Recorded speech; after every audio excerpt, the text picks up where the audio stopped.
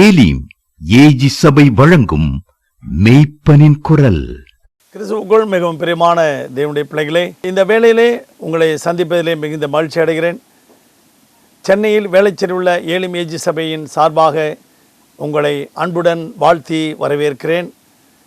சென்னையில் அந்த ஏலீம் ஏஜி சபையினுடைய மேய்ப்பனின் குரலை கேட்டு நீங்கள் மிகுந்த சந்தோஷமாக இருக்கிறீர்கள் என்பதை குறித்து நானும் மிகுந்த சந்தோஷமாக இருக்கிறேன். இந்த செய்தியை தொடர்ந்து, இந்த காட்சிகளை தொடர்ந்து இந்த நம்பிக்கை டிவியின் மூலமாக கேட்டு வருகிற உங்கள் ஒவ்வொருவரையும் கர்த்தர் ஆசீர்வதிப்பாராக.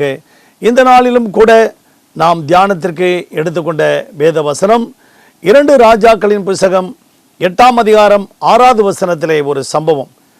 ஒரு விதவையாக இருந்த அந்த மகள், அவனுக்கு இருந்த ஒரே ஒரு மகன், திரும்பவும் தன்னுடைய சொந்த தேசத்துக்கு வரும்போது அந்த ராஜாவினிடத்தில் வந்து முறையிடும்போது அந்த ராஜா ஒரு பிரதானியை நியமித்து, அவள் திரும்பி வந்தபோது எத்தனை வருஷம் இந்த ஊரை விட்டு, இந்த தேசத்தை விட்டு வெளியூருக்கு போயிருந்தாலோ அந்த வருஷங்கள் அத்தனையும், அந்த வருஷத்தில் விளைந்த விளைச்சலையும் அதற்கு மேலாகவும் சேர்த்து அவருக்கு கொடுக்கும்படி அந்த பிரதானிக்கு கட்டளையிடுகிறார்.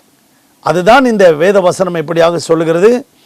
ராஜா அந்த ஸ்திரீயை கேட்டதற்கு அவள் அதை அவனுக்கு விவரித்து சொன்னாள்.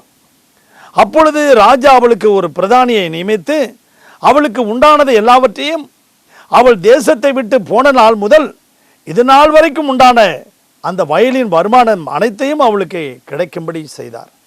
இந்த சத்தத்தை கேட்டுக்கொண்டிருக்கிற அன்பு பிள்ளைகளே, தேவனுடைய ஜனங்களே, உங்கள் வாழ்க்கையிலே எதையெல்லாம் இழந்து விட்டு நீங்கள் நிராபரியாக இருக்கிறீங்களோ, இந்த நேரத்தில் உங்கள் எல்லாவற்றையும் தேவன் திரும்ப உங்களுக்கு கொடுக்க அவர் வல்லவராய் இருக்கிறார்.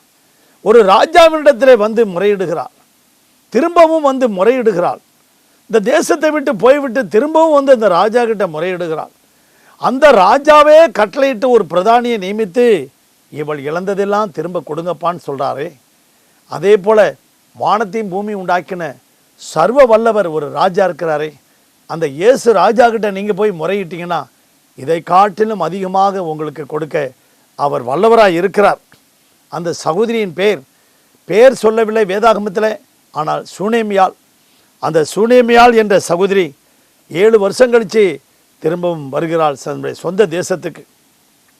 2 ராஜாக்களின் புத்தகம் 8ஆம் அதிகாரம் 3வது வசனத்தில் திரும்ப வந்து தன் வீட்டுக்காகவும் தன் வயலுக்காகவும் ராஜாவினிடத்திலே முறையிடுகிறார்.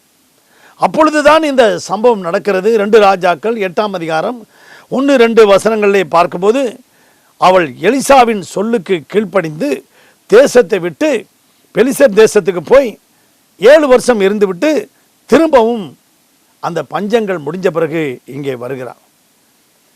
அந்த ஊழியக்காரர் எலிசா அந்த அம்மாவை பார்த்து சொல்கிறார், தேசத்தில் பஞ்சம் வரப்போதுமா அம்மா, நான் உனக்கு ஒரு நல்ல ஒரு ஆலோசனை சொல்கிறேன், நீ உன் பிள்ளைய அழைச்சிக்கிட்டு நீ எங்கேயாவது போய் பொழைச்சிட்டு வா அப்படின்னு சொல்கிறார்.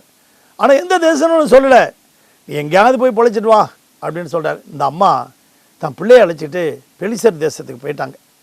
போன பிறகு அந்த பஞ்சமெல்லாம் முடிஞ்சு திரும்பவும் தன்னுடைய சொந்த இஸ்ரவேல் தேசத்துக்கு, அந்த பட்டணத்துக்கு வருகிறார். வந்தபோது தான் இந்த ராஜாவை பார்த்து கேட்ட பொழுது அந்த ராஜா திரும்பவும் எல்லாவற்றையும் அந்த 7 வருஷம் போயிருந்தாலே வெளியூரில், அந்த 7 வருஷத்தில் என்ன விளைஞ்சதோ அதையும் கொடுத்து அதுக்கு மேலேயும் ஒரு வருமானத்தையும் கொடுத்து இந்த குடும்பத்தை பராமரிக்கும்படி ஒரு பிரதானிக்கு கர்த்தர் கட்டளை எடுக்கிறார். இந்த சத்தத்தை கேட்டுக்கொண்டிருக்கிற அன்பு மகனே, அன்பு மகளே, தேவனுடைய ஜனங்களே, இதற்கு காரணம் என்ன என்று பார்ப்போமா? இந்த சகோதரிக்கு தேவன் ஏன் இப்படி ஒரு பிரதானியை நியமித்து அவள் வாழ்க்கையில் இழந்ததெல்லாம் திரும்ப கொடுத்தார்? அவளுடைய சம்பவத்தை, அந்த சரித்திரத்தை கொஞ்சம் நாம் பார்ப்போம். அவளுக்கு ஏன் இப்படிப்பட்ட அற்புதத்தை தேவன், உதவியை ஆண்டவர் ராஜாவை நியமித்து தேவன் செய்தார்? அந்த சகோதரி எப்படிப்பட்டவளா இருந்தாள் என்று பார்ப்போமா? அன்பு தேவனுடைய பிள்ளைகளே, அங்கே 2 ராஜாக்களின் புத்தகம் 4ஆம் அதிகாரத்திலே 8வது வசனத்திலே பார்க்கும்போது, எலிசா ஒரு நாள் அந்த சூனேமு என்ற ஊருக்கு போயிருந்தார். அந்த ஊருக்கு போயிருக்கும் போதெல்லாம் அந்த சகோதரி இந்த ஊழியக்காரரை அன்போடு வரவழைத்து போஷித்து பராமரித்து அந்த ஊழியக்கார் மேலே கரிசனை வைத்து அவருக்கு எப்பொழுதுமே வந்து தங்கி போகும்படி அங்கே மெத்தையில் அங்கே ஒரு வீட்டை அந்த அறையை கட்டி ஒரு கட்டிலை வைத்து ஒரு நாற்காலி போட்டு அவர் ஜெபிப்பதற்கு வேதம் வாசிப்பதற்கு நல்ல ஒரு குத்து விளக்கையும் ஏற்படுத்தி வைத்திருந்தார். முதலாவது பாயிண்ட், நல்ல ஊழியக்காரரை நல்ல அன்போடு கரிசனையோடு அவர் போஷித்து பராமரித்து வைத்தார். அந்த மனுஷனை பார்த்து சொல்கிறார், இவர் ஒரு தேவ மனுஷன் என்று காண்கிறேன் என்று தம் புருஷன்ட்ட சொல்கிறார். அப்போ அருமையான தேவனுடைய பிள்ளைகளே, நீங்களும் நானும் அந்த ஊழியக்காரரை நல்ல கனம் பண்ணினது போல, அந்த ஊழியக்காரருக்கு நல்ல போஷித்து பராமரித்தது போல நீங்களும் நானும் செய்வோமா? இரண்டாவது, அந்த ஊரில் அவள் ஒரு கனம் பொருந்திய ஸ்திரியாக இருந்தாள். நல்ல யாருமே குறை சொல்லாத ஒரு சகோதரி, யாருமே அந்த மகளை குற்றப்படுத்தாத ஒரு ஹானர், நல்ல ஒரு மதிப்பு மிகுந்த ஒரு சகோதரியாக இருந்தாள். மூன்றாவது, புருஷன் வயது சென்றவனாக இருந்தும் இவளும் வயது சென்றவளாக இருந்தும் அவர்களுக்கு குழந்தை இல்லாதில் இருந்தது. இப்படிப்பட்ட சூழ்நிலைகளிலே அவள் குழந்தையை கேட்கவே இல்லை. இப்படி நமக்கு அன்போடு போஷித்து பராமரித்து நம்மளை சகல கரிசனையோடு விசாரிக்கிறாளே, இந்த சகோதரிக்கு ஏதாவது செய்ய வேண்டும் என்று சொல்லி தன்னுடைய உதவி ஊழியக்காரன்ட்ட கேட்குறான். இந்த மகளுக்கு ஏதாவது செய்யணுமே, அந்த அம்மாவை கூப்பிடு அப்படின்னு கேட்குறான். அந்த அம்மா வந்து நிற்கிறான், அம்மா உனக்கு நான் ஏதாவது செய்யட்டுமான்னு கேட்குறாங்க. அப்பொழுது நான் பட்டணத்தில் சுகமாக குடியிருக்கிறேன், எனக்கு ஒன்றும் வேண்டாங்கிறான். ஆனால் இவர்கள் தெரிஞ்சுக்கிட்டாங்க, இந்த பிள்ளை இந்த குடும்பத்தினுடைய நிலைமையை அறிந்து நீ உற்பத்தி கால திட்டத்திலே ஒரு குமாரனை நீ அணைத்து கொண்டிருப்பாய் என்று சொல்லி எலிசா அவளை பார்த்து சொல்லுகிறான். சொன்ன உடனே அவளுக்கு மிகுந்த மகிழ்ச்சி ஆயிடுச்சு. கொஞ்ச காலத்துக்குள்ளே அந்த மகள் கர்ப்பமாகி ஒரு குமாரனை பெற்றெடுத்தாள். அந்த பிள்ளை வளர்ந்து கொண்டு இருக்கிறது. அந்த பிள்ளை வளர்ந்த பிறகு கொஞ்ச நாள் கழித்து வயலுக்கு போகிறான்.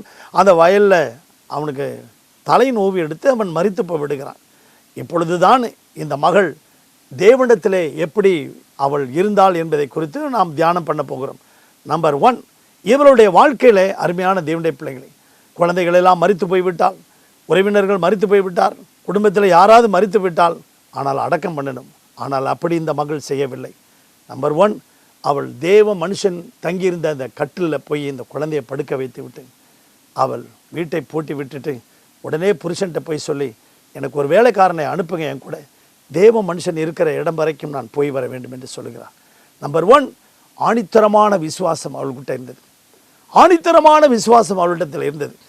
இன்றைக்கு இந்த சத்தத்தை கேட்டுக்கொண்டிருக்கிற நீங்களும் நானும் உங்கள் வாழ்க்கையில் எல்லாவற்றிலும் மரித்து போன நிலைமையில் இருந்தாலும், எல்லாமே பிஸ்னஸ், தொழில், வியாபாரம் எல்லாம் மரித்து போன நிலைமையில் இருந்தாலும், என்னுடைய சிந்தைகள் எல்லாம் மரித்து போன நிலைமையில் இருக்கு, என் சரீரம் மரித்து போன நிலைமையில் இருக்கு, என் கர்ப்பம் மரித்து போன நிலைமையில் இருக்கு, நான் ஒரு செயலற்றவனாக இருக்கிறேன் என்ற சூழ்நிலைகளோடு இருக்கிற அன்பு சகோதரனை சகோதரியே, அவளை போல நல்ல ஒரு விசுவாசத்தோடு கண்டிப்பாக நான் ஜெபம் பண்ணாமே, தேவனை கேட்காமே எனக்கு ஆண்டவர் ஒரு பிள்ளையை கொடுத்தார், அந்த பிள்ளையை கண்டிப்பாக உயிரோடு எழுப்புவார் என்ற நம்பிக்கை அவளுக்கு இருந்தது. இந்த சத்தத்தை கேட்டுக்கொண்டிருக்கிற நீங்களும் நானும் அருமையான தேவனுடைய பிள்ளைகளே, இரண்டாவதாக அவள் எடுத்த முயற்சி, கடினமான முயற்சி. அந்த கர்மேல் பர்வதத்துக்கு அவள் கடினப்பட்டு ஏறி போனாள். நானும் அந்த இஸ்ரவேல் தேசத்துக்கு போன பொழுது அந்த நாளிலே அந்த கர்மேல் பர்வதத்துக்கு ஏற வேண்டும் என்றால் மிகவும் கடினமான காரியங்கள். இப்பொழுது கார்லாம் போகுது அந்த மலை மேலே ஏறி, அவ்வளோ உயரம் மேலே. அங்கே தான் எலியாவும் முகம் முழங்கால் பட குனிந்து ஜெபம் பண்ணின இடம். அதே போல் தன்னுடைய அசிஸ்டண்ட் எலிசாவும் அங்கே ஜெபம் பண்ணி கொண்டு இருக்கிறான். அந்த இடத்துக்கு அவள் எடுத்த முயற்சி, கடினமான முயற்சி. இப்போ நீங்களும் நானும் அந்த முயற்சியை எடுப்போம். மூன்றாவதாக அங்கே 2 ராஜாக்களின் புத்தகம் 4ஆம் அதிகாரம் 27லேருந்து 29 வரைக்கும் தன்னுடைய பாரத்தை எல்லாம் அந்த ஊழியக்காரிடத்தில் போய் சொல்லி அவளுடைய பாதத்தை பிடித்து கொண்டார். நீங்கள் அந்த எலிசாவுடைய பாதத்தை காலை பிடிச்சுக்கிட்டா, ஏன் அசிஸ்டண்ட்டை நான் உனக்கு அனுப்புகிறேன், இல்லை நீங்கள் வரலனா நான் இந்த இடத்த விட்டே போக மாட்டேன். அப்படிதான் யாக்கோபு இரவெல்லாம் ஜெபித்தான், ஆண்டவரே நீர் என்னை ஆசீர்வத்தால் ஒழிய நான் உண்மை விடமாட்டேன் அப்படின்னு சொல்லி தன்னை தாழ்த்தி ஆண்டவருடைய சமூகத்தில் ஊழியக்காரருடைய காலை பிடிச்சிட்டு கெஞ்சிரா. இந்த குணாதிசயங்கள் உங்களுடைய வாழ்க்கையிலும் இருக்கிறதா? இந்த சத்தத்தை கேட்டுக்கொண்டிருக்கிற நீங்களும் நானும் அப்படியாக என்னை ஆசீர்வத்தால் ஒழிய நான் உண்மை விடமாட்டேன் அப்படிங்கிற விடாப்பிடியான இடைவிடான ஜெபத்தை நீங்கள் ஏறெடுங்கள். கர்த்தர் உங்களை ஆசீர்வதிப்பார். அடுத்தது கடைசியாக அருமையான தேவனுடைய பிள்ளைகளே, அந்த 2 ராஜாக்களின் புத்தகம் 4ஆம் அதிகாரம் 30வது வசனத்தில் அவள் ஒரே ஒரு வார்த்தை சொன்னான். நான் முன்னாடியே சொன்னேன், அந்த அசிஸ்டண்ட்டை அனுப்புகிறேன்னு சொன்னான். அந்த அசிஸ்டண்ட்லாம் எனக்கு வேண்டாம், நீங்கள் தான் வரணும் என்று சொல்லி அருமையான தேவனுடைய பிள்ளைகளை விடாப்பிடியான ஒரு முயற்சியை அவள் பெற்றுக்கொண்டாள். இந்த நீங்களும் நானும் இந்த சகோதரியைப் போல ஆணித்தரமான விசுவாசமும் அருமையான தேவனுடைய பிள்ளைகளை எடுத்த முயற்சியும், மூன்றாவதாக தன்னை தாழ்த்தினதையும், நான்காவதாக உம்மை விடமாட்டேன் என்கின்ற ஒரு விடாப்பிடியான ஜெபத்தையும் ஏறெடுக்கும்போது கர்த்தர் அருமையான தேவனுடைய பிள்ளைகளே அங்கே அந்த எலிசா கூடவே வருகிறான். உடனடியாக அருமையான தேவனுடைய பிள்ளைகளே எலிசா நேராக அந்த மரித்து போன அந்த இடத்துக்கு போகிறான். அந்த தான் தங்கியிருந்த அறை வீட்டுக்கு போய் நேராக அந்த அறையில் போய் அந்த குழந்தையை பார்க்கிறான். அந்த குழந்தை வாயில் தன் வாயை வைத்து, தன் கண்கள் அவன் கண்கள் மேலே வைத்து, தன் 2 கைகளையும் அவன் கைகள் மேலே வைத்து குப்பரக்க அப்படியே படுத்து அப்படியே அந்த விழுந்து விடுகிறான். அந்த குழந்தை மேலே விழுந்துகிறான். ஆண்டவர் சொன்னார், என்னிலிருந்து ஒரு வல்லமை புறப்பட்டு போனதே அப்படின்னு, என்னை தொட்டது யார் என்று அந்த பெரும்பாடுள்ள ஸ்திரியை பார்த்து கேட்டான். அந்த விசுவாசத்தோடு அவளை போய் தொட்டாள். தன்னிலிருந்து ஒரு வல்லமை புறப்பட்டு போனது. அந்த மகள் பூரண சுகமடைந்தாள். அதே போல தான் எலிசா கிட்ட இருந்த வல்லமை, எலியா கிட்ட இருந்த வல்லமை எலிசா கிட்ட இருந்தது. எலிசா கிட்ட இருந்த வல்லமை அந்த குழந்தை மேலே இறங்கின உடனே அந்த குழந்தை உயிரோடு எழும்பி அருமையான தேவனுடைய பிள்ளைகளை தும்மி அந்த உயிர்மீட்சி அடைந்து நின்றது. உடனே அந்த சுனேமியாளை கூப்பிட்டு, உன் குழந்தையை அழைச்சிருப்பாமா அப்படின்னு சொன்னான்.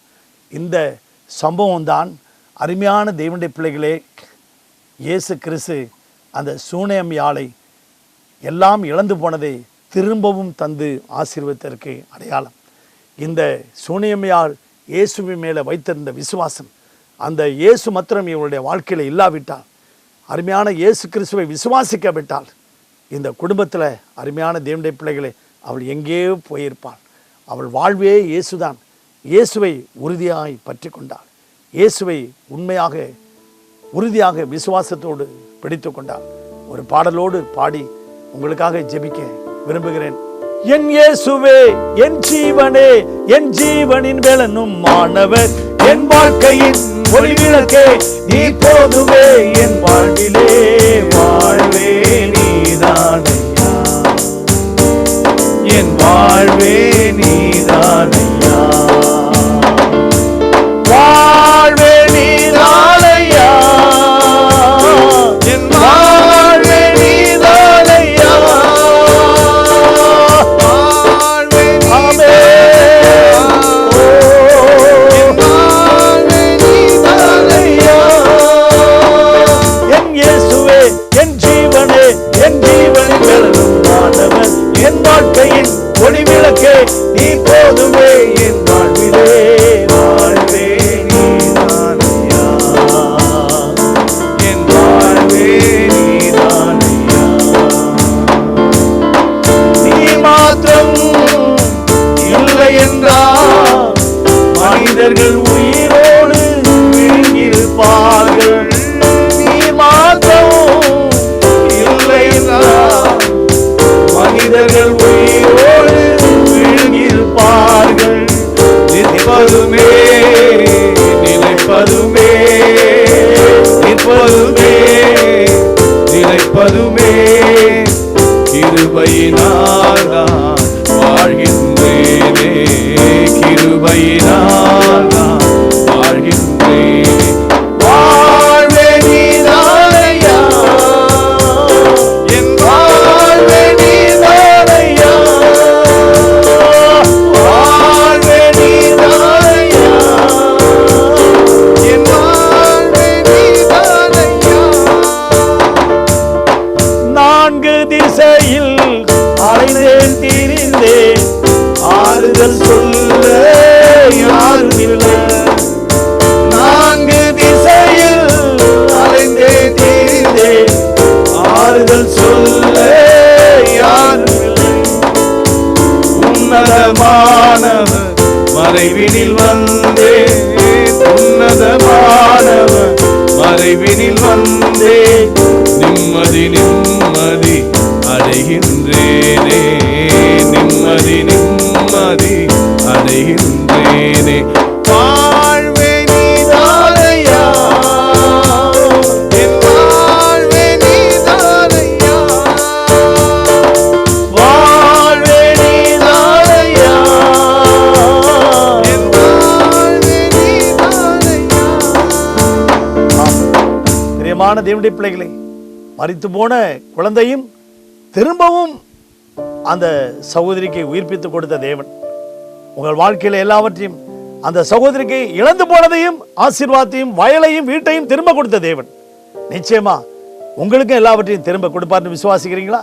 உங்களுக்காக ஜெபிக்கிறேன். பரலோக பிதாவே, இந்த சத்தத்தை கேட்டுக்கொண்டிருக்கிற இந்த ஜனங்கள் எல்லாரும் சுனேமியாவுடைய வாழ்க்கையில இருந்தது போல அந்த மரித்து போன குழந்தையும் அடக்கம் பண்ணாமல் என் தேவன் இந்த குழந்தையை கொடுத்தார், திரும்ப மறுபடியும் உயிர்ப்பித்து கொடுப்பார் என்ற விசுவாசம், அவள் எடுத்த முயற்சி, அவள் தன்னுடைய தாழ்த்தினாள், தேவனுடைய பாதத்தில், தேவ மனுஷனுடைய பாதத்தில் போய் விழுந்தாள்.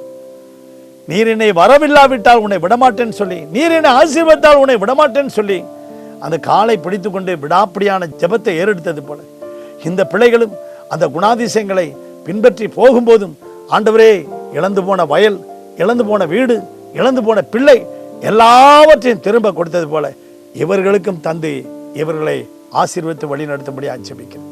இயேசுவின் நாமத்தில் பிதாவே, ஆமென். God bless you. Our church address: Pastor Reverend Dr. A. Gnanasekharan, Elim AG Church, number 109, second floor, 100 feet Bypass Road, Velachery, Chennai 42.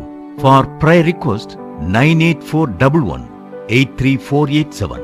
Our Sunday service timings: Sunday morning service, first service from 6 a.m. to 8 a.m. Second service 8:30 a.m. to 10:30 a.m. Sunday evening service 6:30 p.m. to 8:30 p.m. Daily morning devotion 5:30 a.m. to 6:30 a.m.